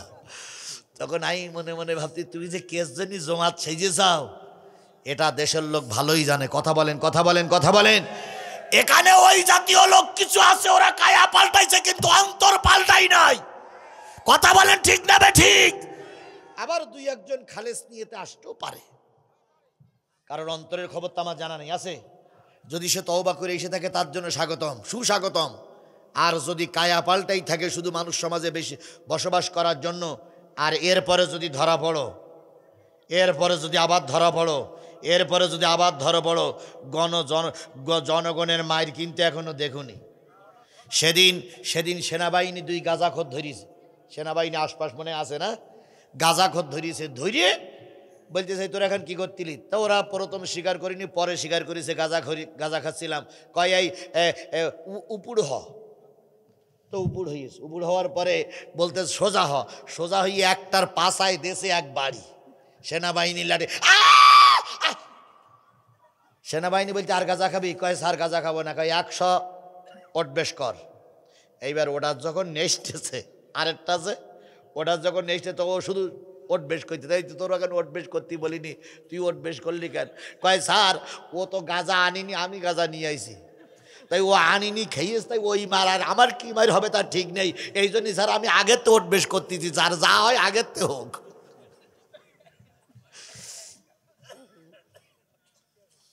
এই সেনাবাহিনী যদি সত্যিকার দায়িত্ব পালন করে, এদেশে সন্ত্রাসী জঙ্গি থাকবে না। কথা বলেন, কথা বলেন, কথা বলেন। আল্লাহ আমাদের পরে রহমত করুক, সকলে মিলে বলুন আমিন। আমার ভাইয়েরা, আল্লাহ নবী চাইলেন হাত কেটে দেবে, আর তার সাথী সঙ্গীরা চাইলেন হাত কাটার এখন দরকার নেই। এমত অবস্থায় মসজিদে আজান হয়ে গেল। আল্লাহু আকবার, আল্লাহু আকবার, আল্লাহু আকবার, আল্লাহু আকবার। সবাই নামাজে যাচ্ছে। রসুলের একটা প্রিয় হাসান হুসাইনের মতন রসুলের একটা নাতি ছেলে ছিল, নাম তার ওসামা। কি নাম? আরো জোরে বলেন কি নাম? ওসামা ছিল পালক পুত্র জায়েদের সন্তান। সাহাবী আজমাইনগণ যাদের ঈমান তখন মজবুত থাকার পরও এই কি বলে, এই সমাজে কোনো হিংসা বিদ্বেষ ছড়াবে না নিয়ত ছিল, তারা ওসামাকে ডাক দিয়ে বলল, ওসামা নবীর এই মুহূর্তে তুমি ছাড়া আর কেউ ফেরাতে পারবে না, তুমি একটু বুঝাও নবী যেন এখন ইহুদি নেতার হাত কেটে না দেয়, কারণ ইহুদি নেতার হাত কেটে দিলে ওরাই এখন আরও জঙ্গি হয়ে সন্ত্রাসী হয়ে দেখা দেবে। ওসামা কথাটা বেরেনে ধরলেন। নবীজি আসরের সালাত আদায় করে ফিরে আসলেন। ইহুদিরে জেলখানার থেকে বের করে আনতে বললেন। ইহুদিরে যখন জেলখানার থেকে বের করে আনা হয়, ওসামা তখন নবীজির গলা জড়াই ধরে বললেন, না না, আমার আব্বা আপনার পালক পুত্র ছিল, মারা গেছে। আমার মা অন্যত্তরে আপনার সঙ্গে শাদী করেছে, আমি আপনার একজন নাতি ছেলে। হাসান হোসাইনকে যেমন আপনি নানা বলে গ্রহণ করেছেন, আমিও আপনার নানা। ও নানা, জীবনে কত কষ্ট করেছি, মারি খেয়েছি, না খেয়ে থেকেছি, কোনো দাবি করিনি। একটা দাবি নানা, তোমার কাছে দাবিটা রাখা লাগবে। নানা নবীজি বললেন, ওসামা রে, হাসান হোসাইনকে যতটুকু না ভালোবাসি, তোরও ততটুকু ভালোবাসি। তুই কি দাবি করবি কর, আমি নবী মোহাম্মদ রাখার জন্য চেষ্টা করব। ওসামা বললেন, ইয়া রাসূলুল্লাহ, হে আমার নানা জান, আপনার কাছে দাবি হলো, এতদিন পর্যন্ত এই মদিনায় ওই ইহুদিরা ক্ষমতায় ছিল, ধরে নেন আওয়ামী লীগ। এতদিন আওয়ামী লীগ ক্ষমতায় ছিল, কেবল 5 মাস আপনি ক্ষমতায়। মিলাই নিয়েন, সব তো ক্লিয়ার করে বলা যায় না। কেবল 5 মাস আপনি ক্ষমতায়। এখন যদি আপনি ওই ইহুদির হাত কাটেন, সব ইহুদি খ্রিস্টান একজোট হয়ে যাবে, এই দেশের রাষ্ট্র টিকে থাকতে দেবে না।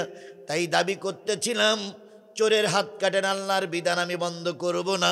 তবে সেটা একটু পরে করলি না, না কেমন হয়? নবীজির চেহারাটা মলিন হয়ে গেল, নবীজির মুখটা মলিন হয়ে গেল। আল্লাহ নবী বললেন, ওসামা, পৃথিবীর যত দাবি করতে চাও সব দাবি আমি মেনে নেব, কিন্তু আল্লাহর কোরআনের বিরুদ্ধে কোনো দাবি আমি নবী মেনে নিতে পারি না।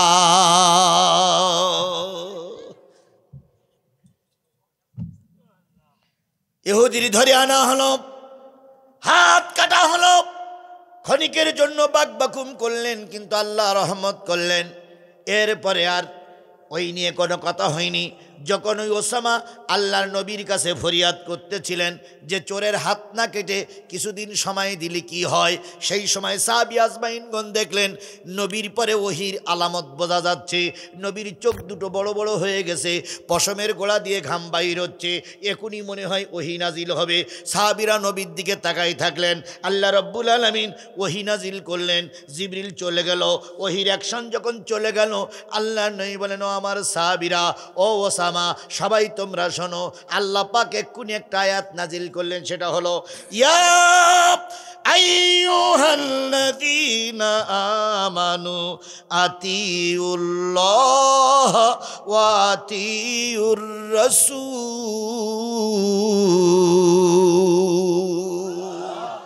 ওহে তোমরা যারা ঈমান এনেছো, তোমরা যারা আসরের সালাত আদায় করেছো, তোমরা যারা মাথায় টুপি দিয়েছো, লা ইলাহা ইল্লাল্লাহ কালেমার পরে বিশ্বাস করতেছো, আমি আল্লাহ বললাম দুনিয়ার কোন আইনের কাছে মাথা নত করো না, আল্লাহরে মেনে চলো আর রসুলকে মেনে চলো। ওয়াউলিল আমরি মিনকুম, আর রসুলের অবর্তমানে যে আমর বা আমির নির্বাচিত হবে কোরআন হাদিসের পক্ষ থেকে, ওই আমিরেরও এতাত করো, আনুগত্য করো। যদি তোমরা কি হয়ে থাকো, মুমিন হয়ে থাকো, তাহলে আমরা যদি ইমানদার হয়ে থাকি, আনুগত্য করব কার? আনুগত্য করব রসুলের, আর আনুগত্য করব আমিরের। আমির প্রতিটা দলে আছে না নাই?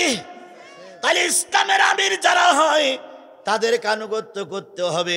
বলুন তো, হেফাজতের আমিরের নাম হয়তো আপনারা জানবেন না, মামুনুল হক হলে হেফাজতের সেক্রেটারি।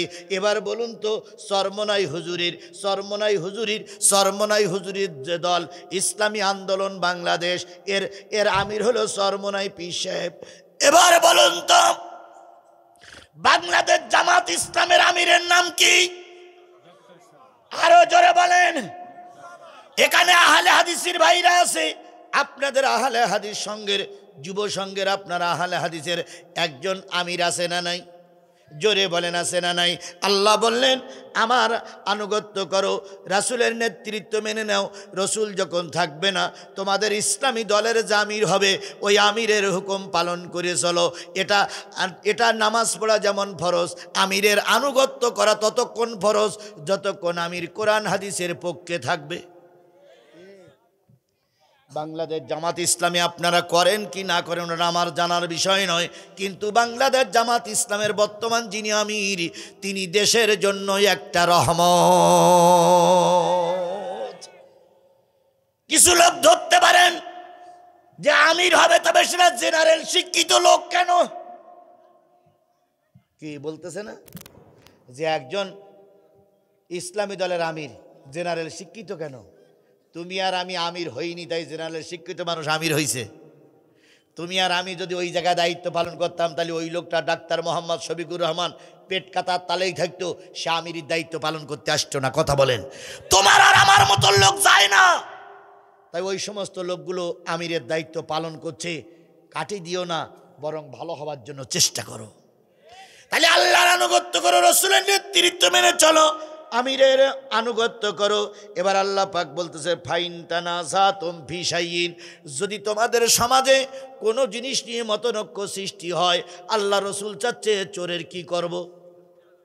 আর সাহাবী আজমাইনগণ সাথীরা বলতেছি এখন না, পরে।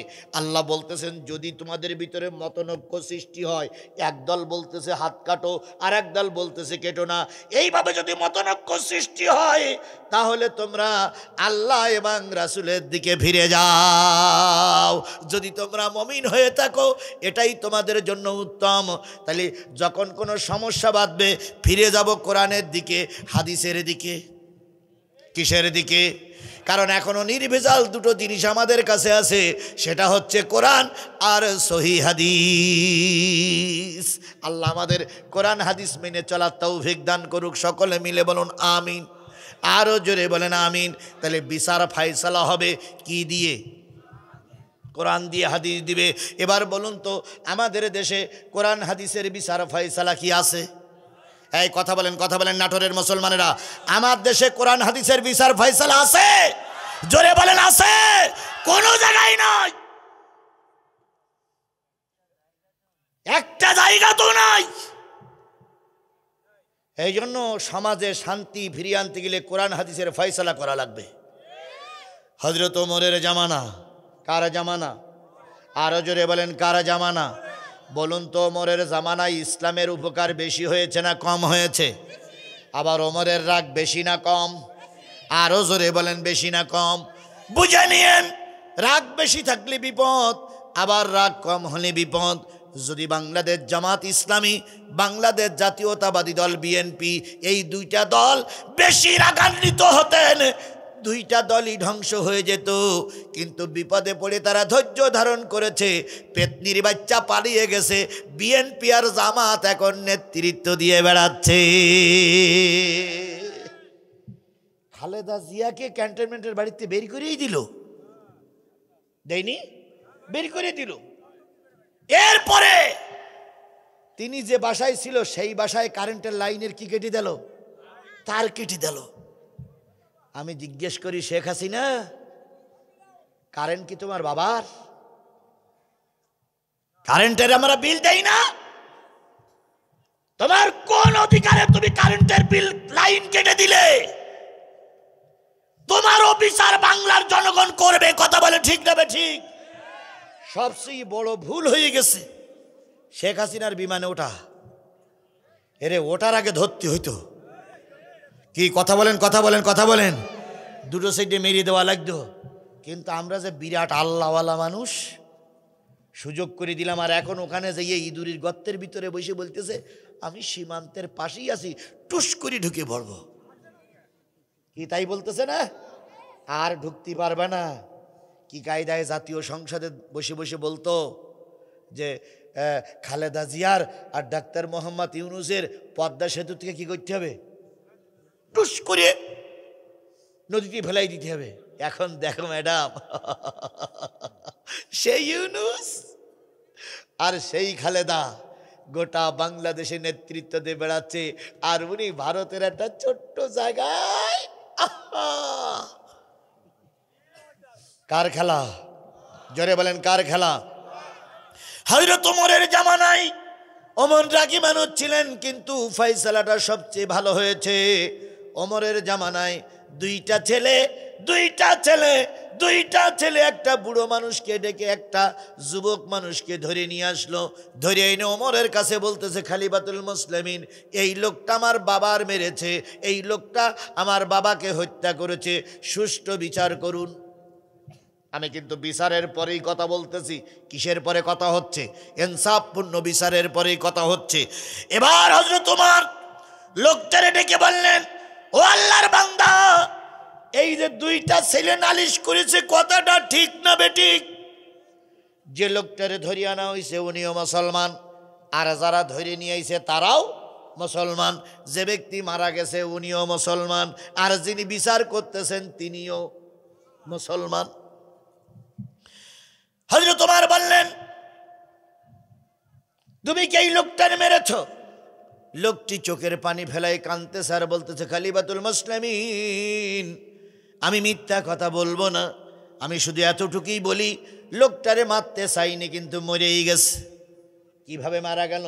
কয়, খলিফাতুল মুসলিমিন, আমি ইয়েমেনের একজন মানুষ, এই দেশ আসছিলাম ব্যবসা করতে, মালসামানা কি বিক্রি করে যখন বাড়ি যাচ্ছিলাম, এই দুই ছেলের বাবা একজন বুড়ো মানুষ, বুড়োটা ছিল 3 রাস্তার মুখী বসা, আমাকে দেখে বড় বড় পাথর নিয়ে আমাকে মারতেছিল, আমার উটির মুখে লাগতেছিল, আমি মাথা ঘোরাচ্ছিলাম, এক সময় উটির চোখে লাগলো, উটির চোখটা বাহির হয়ে গেল, আমার উটটা যখন কান্নাকাটি করতেছিল, আমি ওই নিচে নেমে ওই পাথরটা তিলে বুড়োর দিকে ছুঁড়ে মারলাম, লাগবে না লাগবে, বুড়োর মাথায় লেগেছে, এক আঘাতে বুড়ো পটল তুলেছে। আমার দোষ না, আমার দোষ না, আমি মারতে চাইনি কিন্তু মারা গেছে। খলিফাতুল মুসলিমিন ওমর বললেন, যেহেতু তুমি স্বীকার করেছ, এখন তোমার বিচারের শাস্তি হবে, তোমাকে কতল করা হবে, তোমার কাল্লা আলাদা করে ফেলা হবে। অগত্য মুসলমান লোকটি বললেন, খলিফাতুল মুসলিমিন, ইসলামের দণ্ডবিধিতে যা হবে আমি তাই মেনে নেব, আর আল্লাহ যদি আমার সাহায্য করে সেটা আল্লাহর ব্যাপার। আল্লামা সাঈদীর বিচার এই দেশের আদালতে হয়েছে, কথা বলেন ঠিক না বেঠিক? আল্লামা সাঈদীর দোষ ছিল কি বলেন? কার কথা বলা? এই মাঠেও নাকি সাঈদী ওয়াজ করে গেছে। আমি কতটুকু শুনে সত্য মনে করলাম বলুন তো? আল্লামা সাঈদী যদি টাকার পিছনে, অর্থের পিছনে দৌড়াতো, আল্লামা সাঈদী 64টা জেলায় সোনার বাড়ি তৈরি করতে পারত। কথা বলেন ঠিক না বেঠিক? আল্লামা সাঈদী দিন প্রচার করেছে না টাকার পিছনে ঘুরেছে? দিন প্রচার করেছে।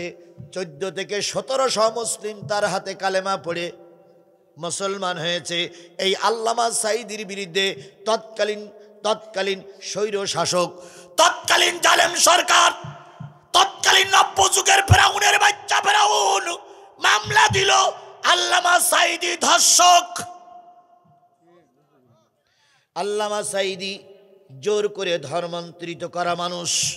আল্লামা সাঈদী হিন্দুদের ঘরে আগুন লাগাইছে, হিন্দুদেরকে প্রায় মেরেছে। এ কথা শোনার পরে আদালত তার বিচারটা আমলে নিলেন। বিচার চলছে। আল্লামা সাঈদীর রায়ের আগের দিনের কথা বলতেছি। 5 জন বিচারপতি আছে, তার ভিতরে এসকে সিনহা আছে, আবু বক্কর বলি একজন আছে, আর আছে কালা মানিক। কোন মানিক? কালা মানিক। 5 জন বিচারপতির বিচার চলছে। এবার উকিল যারা করতেছে আল্লামা সাঈদীর কাছে, হুজুর আপনি তো একজন বড় হুজুর, আপনি তো সারা দিন সারা জীবন ইসলাম প্রচার করতেছেন, আপনার মামলার আরজিতে লেখা আছে 12 বছর থেকে শুরু করে 60 বছরের বুড়ি পর্যন্ত আপনি ধর্ষণ করেছেন। মামলার আরজিতে লেখা আছে হিন্দুদের বউ নিয়ে যখন আপনার বাড়ির সামনে দিয়ে যেত তখন আপনি তাদেরকে নামিয়ে 7 দিন পর্যন্ত ধর্ষণ করেছেন। এখন হুজুর আপনার কাছে একটু জিজ্ঞেস করতে চাই, 60 বছরের বুড়ি যখন ধর্ষণ করেছেন তখন আপনার অনুভূতি কেমন ছিল? ও আমার জাতি, ও আমার জাতি, গজব এমনি আসেনি। পৃথিবীর ইতিহাসে কোনো স্বৈরাচারের আমলে পাওয়া যায় না যে স্বৈরাচার চলে যায় আর তার পক্ষে যারা মেম্বারি করেছিল তারাও চলে যায়। এরম পৃথিবীর ইতিহাসে কোথাও পাইছেন আপনারা? আর এদের মেম্বার না, এদের পক্ষে যারা দালালি করে ইমামতি করতো সেই ইমাম পর্যন্ত পালাই গেছে। বাইতুল মোকাররমের খতিব ছিল মুফতি রুহুল আমিন। তিনি বলেছিলেন, শেখ হাসিনা আপনি কওমি জননী। তারপরে বলেছিল, আর একজন বলেছিল আপনি জান্নাতি, আর এই জয়পুরহাটের এক এমপি বলেছিলেন যে আপনার বাবা হলো ওলিয়া উলিয়াদের পক্ষ থেকে আসছে, ওই বিদেশ থেকে আসছে, সুতরাং আপনার নামের প্রথমে আজকের থেকে হজরত শেখ হাসিনা লেখা দরকার। হজরত শেখ হাসিনা রহমাতুল্লাহ আলাইহি লিখতে ওরা। এত গুলগাপ্পা দেওয়ার পরেও পেত্তির বাচ্চা পেত্তি পালিয়ে গেছে, এরা সব পালিয়ে গেছে। কথা বলে ঠিক না ঠিক? আপনাদের নাটোরে একজন ছিল, আমি নাম বলবো না, হোক নাম বললেন না, কারণ আমার এখন অনেক দূর যাইতে হবে, পথে যদি ব্যারিকেড দেয়। আপনাদের নাটোরে একজন ছিল, তিনি সেদিন স্বীকারোক্তিমূলক জবানবন্দি দিয়েছেন। তিনি বলেছেন, মহামান্য বিচারপতি, আমি টেলিযোগাযোগ বন্ধ করে দিতে চাইনি, ওই হজরত শেখ হাসিনাই আমারে বন্ধ করে দিতে বলেছিল। যখন বিপদে পড়ে তখন আপন লোক কোলের কাছে থাকে না। এদের বংশের একজন ছিল লন্ডনের মন্ত্রী, এদের দলের একজন মন্ত্রী ছিল, ওই মন্ত্রীরও এখন মন্ত্রিত্ব নাই। তারপর আর একজন ছিল এদের দলের, ওই আমেরিকার পার্লামেন্টের এমপি, তার ওই এমপিগিরি নাই। এক কথায় চারিদিক থেকে গজব শুরু হয়েছে। তুমি 17টা বছর দেশের মানুষকে জ্বালিয়েছ, আল্লাহ তোমারে মাফ করতে পারে না।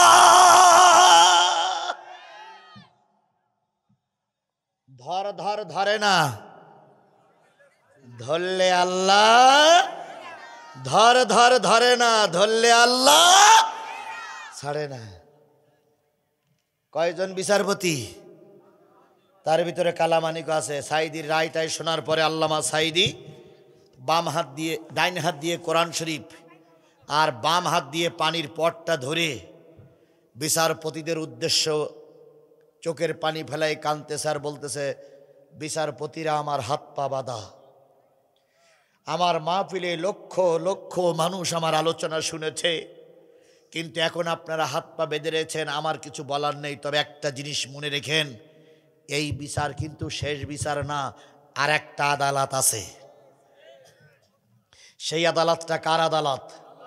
এই মুসলমান জোরে বলেন, সেই আদালতটা কার আদালত? এই কথা শোনার সঙ্গে সঙ্গে প্রধান বিচারপতি ছিল ইসকে সিনা, হিন্দু মানুষ, উনি কলমটা গালে দিলেন আর চিন্তা করলেন, তাই তো। আবু বক্কর যিনি বিচারপতি ছিলেন তিনি থমকে দাঁড়িয়ে গেলেন। আবু বক্কর রায়ে লিখলেন যে যাবজ্জীবন কারাদণ্ড। এসকে সিনা সহ আরও 2 জন বিচারপতি লিখলেন যে আমৃত্যু কারাদণ্ড। আর একজন বিচারপতি হ্যাঁও লেখেন নাই, নাও লেখেন নাই। আর ওই কালামানিক বলতেছে কোনো কথা নেই, আমার রায়ে ওই সাইদি হুজুরকে ফাঁসিতে ঝুলুই মারতে হবে। তাহলে 5 জনের রায় হলো 3 রকম। শেষ পর্যন্ত রায়ের ভিত্তিতে আমৃত্যু কারাদণ্ড দেওয়া হলো। মানিক সাহেব প্রায় টকশোতে এসে বলতেন, আমার মনে বড় দুঃখ, আমি সাইদির রায়টা কার্যকর করতে পারলাম না, দেখতে পারলাম না। 5 তারিখের পরে যখন দেশ স্বাধীন হয়ে গেল, কালামানিক ভাই আমার সিলেটের এক সীমান্ত দিয়ে পালাচ্ছিল, জনগণ ধরে এমন মাইর মেরেছে, কিসের পাতায়? কথা বলেন, কিসের পাতায়? কলার পাতায় শুয়ে মানিক সাহেব বলে, আল্লাহ, শেখ হাসিনা চলে গেছে আর আমার মারিয়া গেছে। ভারতের বিএসএফ বাবলারা ধরে নিয়ে আসলো, ভারতের বিএসএফ বাবলারা ধরে বিজিবির কাছে দিল।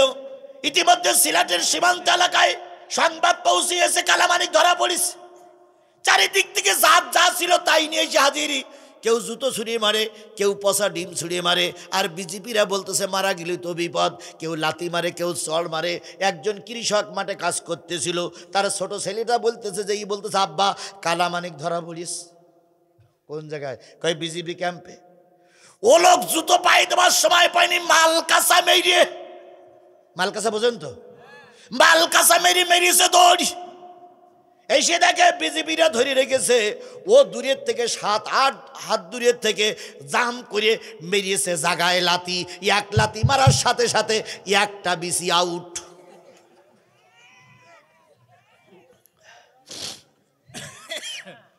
কয়টা বিসি আউট, একেবারে 7-8 হাত দূরে ঠস করে যেয়ে পড়িস। বিজিবিরা ধরে নিয়ে গেল হাসপাতালে, অপারেশন করে সেলাই টেলাই দিয়ে হাসপাতালের বেডে শোয়াই রেখেছে। ভাই হাসপাতালের বেডে শোয়াই রেখেছে। শোয়াই রাখার পরে এবার এবার এবার সাংবাদিকরা যেয়ে বলতেছে, কালামানিক ভাই আসসালামু আলাইকুম, আসসালামু আলাইকুম। কালামানিক বলছে ওয়ালাইকুম কুম, ওয়ালাইকুম কুম, ওয়ালাইকুম কুম। ও সালামও ভালো করে দিতে পারে না, আমরা যতটুকু শুনেছি ও ভালো লিখতেও পারতেন না। শুধু এই পেতনির বাচ্চা ওর ওই পদটা দিয়েছিল, ওর কোনো যোগ্যতা ছিল না। আমার ভাইয়েরা, সাংবাদিক বলতেছে ভাই কি অবস্থা, কি অবস্থা? কালামানিক বলতেছে আর জিজ্ঞেস করো না ভাই, একটা নেই। তা কি হইল? কই আমার লাতি মেরেছে, আউট হয়ে গেছে। তো সাংবাদিকরা বলতেছে ভাই বেডশিটটা একটু উঁচু করা যাবে?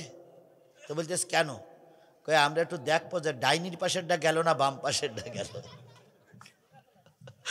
কালামানিক তখন বলতেছে আমার জ্বালাই পথ পাচ্ছি না, আর তুমি ডাইন পাশেরটা না বাম পাশেরটা দেখতে আইসাও।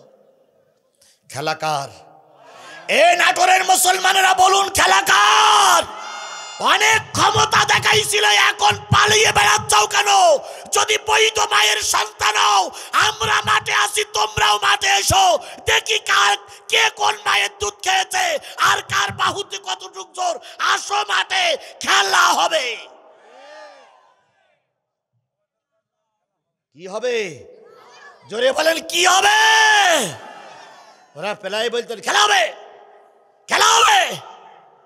আসো নাটোরের মাটিতে খেলা হবে, আসো দেখি তোমার সঙ্গে আমার খেলা হবে। একটাও নেই, কথা বলেন ঠিক না বে ঠিক? আরো যা দুই একজন আছে এখন হাজি রুমাল মাথায় দিয়ে এখন হুজুর হইছে। দাড়ি টাড়ি রেখে দেখলি মনে হয় জিব্রাইলের ছোট ভাই জান্নাত থেকে পালাই আসলো কেবল। ওরে আল্লাহর ওলি, কি কথা কি বাড়াই বলতেছি না ঠিক বলতেছি? হযরত ওমরের জামানায় দুই ছেলে ধরে নিয়ে এসে এক বুড়োর, মনে আছে তো? এসে বলতেছে খলিফাতুল মুসলিমিন বিচার করুন। ওমর বললেন তুমি কি অন্যায় করেছো? কয়ে আমি অন্যায় করিনি, তবে এই ঘটনা।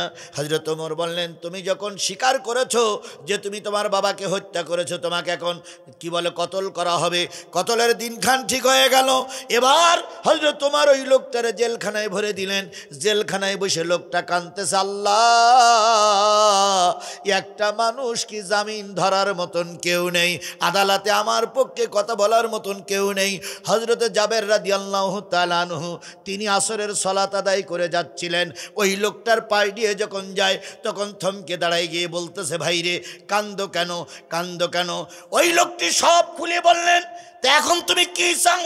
ওই লোকটি বলতেছে ও ভাই জাবের, আমার বাড়িতে একটা ছোট্ট ভাই আছে, আমার ওই ভাইটার কিছু আমানাত আমার কাছে আছে, যদি আমানাতগুলো রেখে না আসি ওই ভাইটা কষ্ট পাবে, তাই আমাকে যদি একটু জামিন দেওয়া হতো, আমি কথা দিচ্ছি মুসলমান ভাই সম্পদগুলো ভাইয়ের কাছে বুঝাই দিয়ে আমি অবশ্যই ফিরে আসতাম, আমি অবশ্যই ফিরে আসতাম। জাবের চলে গেলেন ওমরের দরবারে, যে বলতেছে খলিফাতুল মুসলিমিন ওই লোকটারে জামিন দিয়ে দেন।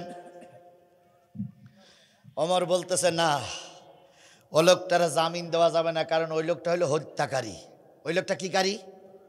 জোরে বলেন ওই লোকটা কি কারী?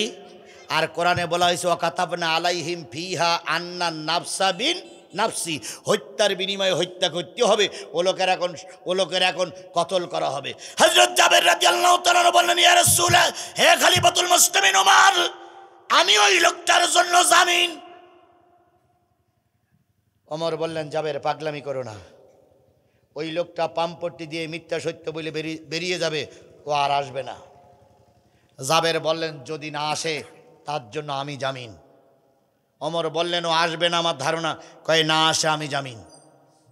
হযরত ওমর বললেন তিনটি শর্ত ছেড়ে দিতে পারি।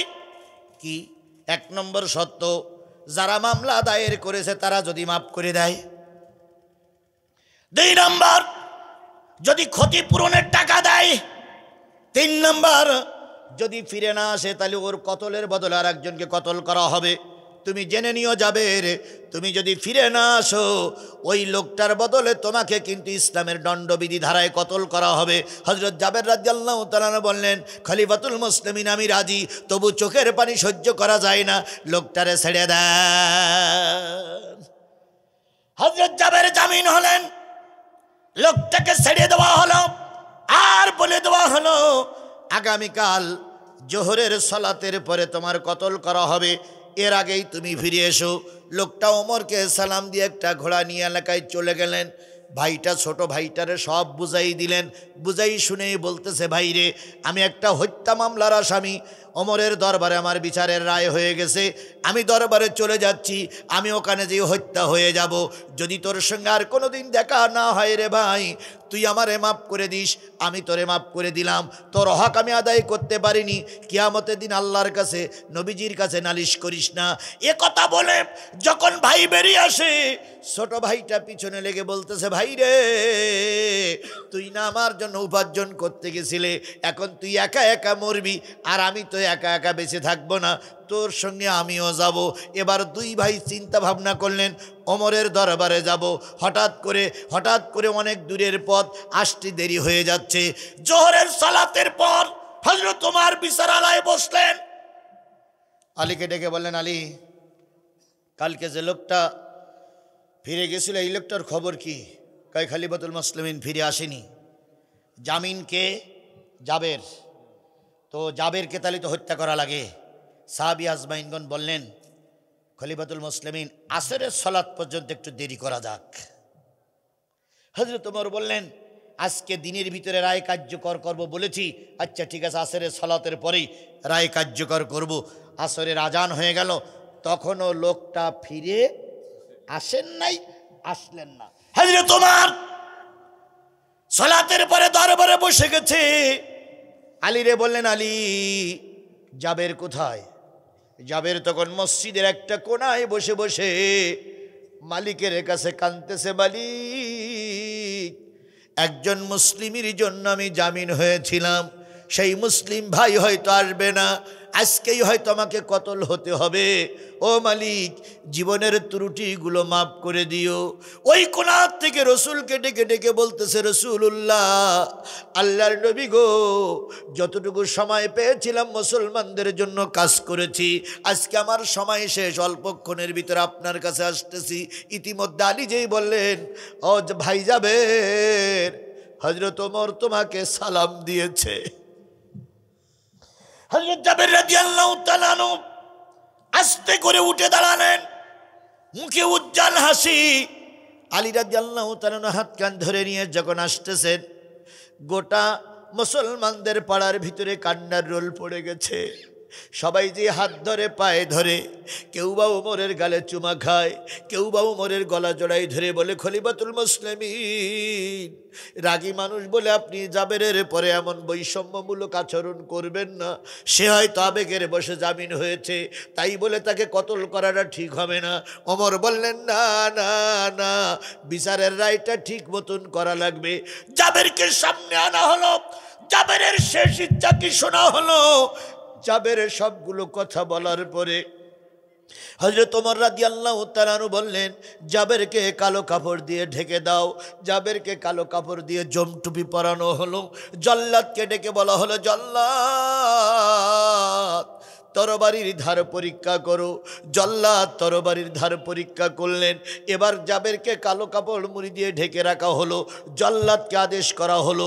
কি হলো, কিভাবে বিচারের কাজটা শেষ হলো বলতে আর মাত্র 10টা মিনিট সময় লাগবে। 10টা মিনিট সময় কি আপনারা আমাকে দেবেন? কারা কারা দেবেন একটু হাত তুলে দেখান তো, কারা কারা দেবেন? মাশাআল্লাহ, আল্লাহ আপনাদের হাতগুলোরে কবুল করে নিক। সকলে বলুন আমিন। আর একটু জোরে বলেন আমিন। তাহলে আপনারাই হাত উঁচু করেছেন 10টা মিনিট, এই 10টা মিনিট আগে আপনারা যাবেন না। কথা কি ঠিক? ঠিক। এই মাহফিলটা হচ্ছে কিসের উদ্যোগে? না, মাদ্রাসার উদ্যোগে। বলুন তো, এই মাদ্রাসায় ছেলেরা কি শেখে? যদি কোরআন শিক্ষাটা চালু থাকে, কোরআন চালু থাকবে না, কোরআন বন্ধ হবে? চালু থাকবে। এখন আপনারা আল্লাহর কোরআন চালু রাখার পক্ষে না বিপক্ষে? তাহলে যারা পক্ষে আছেন তাদের কাছে বলি, আমি আগে কথার ভিতরে বলেছি কয়টা মামলা? 20টা। আমি মুসাফির না মুকিম? মুসাফির। আমার 5 দিন আয়না ঘরে রেখেছিল, সেই মুসাফির ব্যক্তিটা কোরআন আপনার কাছে উঁচু করে বলতেছি, ভাই এই কোরআনের পরে 20টা টাকা কি একটু দেওয়া যাবে?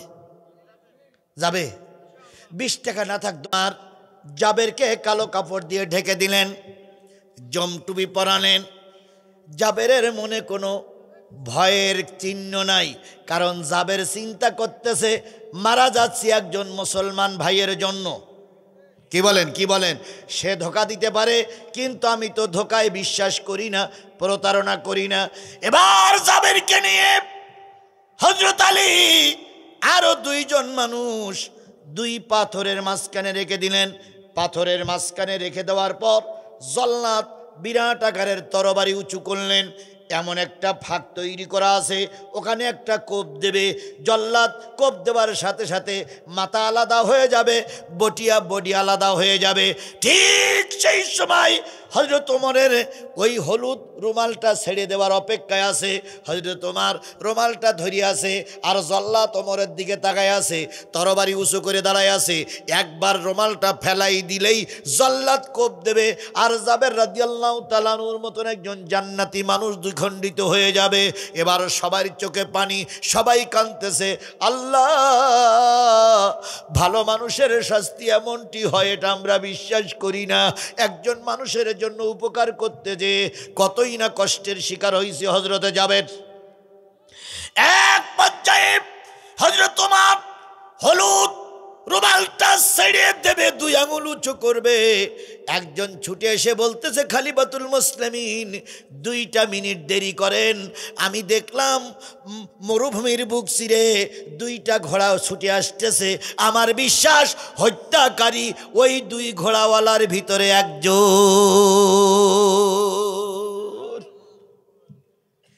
ওমর বললেন, তাহলে 2 মিনিট দেরি করো। জাবেরকে বললেন, জাবের তুমি কি করবা? জাবের বললেন, আমি তৈরি। মৃত্যুর কথা কখনো মুমিন ব্যক্তিরা ভয় পায় না। কথা বলেন, কথা বলেন। জাবের তৈরি। এবার দেখা গেল কিছুক্ষণের ভিতরে 2 জন ব্যক্তি ছুটে আসলেন। তার ভিতরে একজন ছিল হত্যাকারী নিজেই, আর একজন হলো তার ছোট ভাই। তাহলে কয়জন? 2 জন। ওমরের কাছে এসে বলতেছে, খলিফাতুল মুসলিমিন আসসালামু আলাইকুম। দেরি হলো যে? হত্যাকারী লোকটি বলতেছে, ভাইয়ের সম্পদ বুঝাই দেবার জন্য একটু দেরি হয়েছে। তোমার সঙ্গে উনি কে? কয়, উনি আমার ভাই। তুমি হত্যা করেছো, তোমার রায় হবে, তার জন্য তোমার ভাইকে মারা হবে না। এটা ইসলামের বিধান, এটা ইসলামের বিধান নয়। এবার জাবের রাদিয়াল্লাহু তাআলা আনহুকে সরাইয়া লোকটার যখন কালো কাপড় পরিয়ে দেয়, তখন হযরত ওমর বললেন, ও আল্লাহর বান্দা, তুমি তো জানতে তোমাকে হত্যা করা হবে, তারপরে একবার ছাড়া পেয়ে আবার যে ফিরে আসলে, তোমার কি কোনো মরার ভয় নাই? লোকটা তখন হযরত ওমরের দরবারে দাঁড়িয়ে মিসকি হাসি দিয়ে বলতেছে, ওমর, মরার ভয় সকলের আছে, কিন্তু আমি আজকে যদি না আসতাম, কিয়ামত পর্যন্ত ইহুদি খ্রিস্টানরা বলতো মুসলমানরা ভয়ের জন্য পালিয়ে যায় আর ফিরে আসে না। সারা জীবন ইহুদি খ্রিস্টানরা আমাদের কি করত? তিরস্কার করত, ঘৃণা করত। এই জন্য মৃত্যু জেনেও আমি ফিরে এসেছি। এবার বললেন, তাহলে তৈরি হও। যখন তার কালো কাপড় দিয়ে জাবেরকে সরাই যখন কালো কাপড় দেয়, তখন ওই লোকটি, ওই যে লোকটা 2 জন বাদী ছিল, ওই বাদী 2 জন এসে বলতেছে, খলিফাতুল মুসলিমিন, আমার আব্বার হত্যাকারীকে আমরা মাফ করে দিলাম। আরেকটু জোরে বলা যাবে না সুবহানাল্লাহ? আরেকটু জোরে বলা যাবে না সুবহানাল্লাহ? হযরত ওমর বলতেছেন, সেই ক্ষমা করে দিলে তা তো দেরি করলে কেন? এত নাটক করলে কেন? আর ক্ষমা করে দিলে কেন? ওই 2টা ছেলে বলতেছে, খলিফাতুল মুসলিমিন, একটা ভুল আমার বাবার জন্য হয়ে গেছে, এখন ওই লোকটি বারবার ক্ষমা চাচ্ছে। যদি আমরা ক্ষমা করে না দেই, কিয়ামত পর্যন্ত বিশ্বের অমুসলিম জাতিরা বলবে একজন মুসলমান অন্যায় কাজ করে ক্ষমা চাইছিল, কিন্তু ক্ষমা করা। তাই আল্লাহ রাস্তায় ক্ষমা করে দিলাম। এবার দুইজন যখন ক্লিয়ার হয়ে গেল, হযরত জাবেরকে ওমর ডেকে বলতেছে, জাবের, আচ্ছা তুমি তো জানতে যে যে ও না আসলে তোমাকে কতল করা হবে, তাহলে তুমি ফাও জামিন হতে গেলে কেন? আমাকে দেশে হাই হাই মেয়ে মানুষ, তাহলে তো আরো বিপদ। আচ্ছা ঠিক আছে, যে বোনটা আমাকে টাকাটা দিছে আমি ওই বোনটার দান গ্রহণ করলাম। আর কে জন্য দোয়া চাইছে? গরু দুধ হবে না বাছুর হবে? আমার পক্ষ থেকে আমি তো আগে দিছি, আমি তো আগে টাকা বের করে দিলাম, আবার এটা যেটা দেশে ওটা আবার আমি কমিটির দান করে দিলাম। আর আল্লাহ ওনার এই গরুর জন্য যে জন্য নিয়ত করেছে আল্লাহ এই গরুতি বরকত দিক। আরে ভাই আপনাদের মন ভালো না হলে কি হয়, মেয়েদের মন অনেক ভালো। আল্লাহ ওনাদের কবুল করুক, মা বোনদের কবুল করুক, সকলে মিলে বলুন আমিন। বন্ধুগণ, হযরত ওমর ডেকে বললেন, জাবের তুমি জানতে যে আজকে যদি ওই লোকটি ফিরে না আসে তোমাকে হত্যা করা হবে, তারপরে জামিন হতে গেলে কেন? জাবেরের চোখ বেয়ে টুপ টুপ টুপ কুপ করে পানি পড়তেছে। হযরত ওমর বললেন, জাবের কান্দো কেন?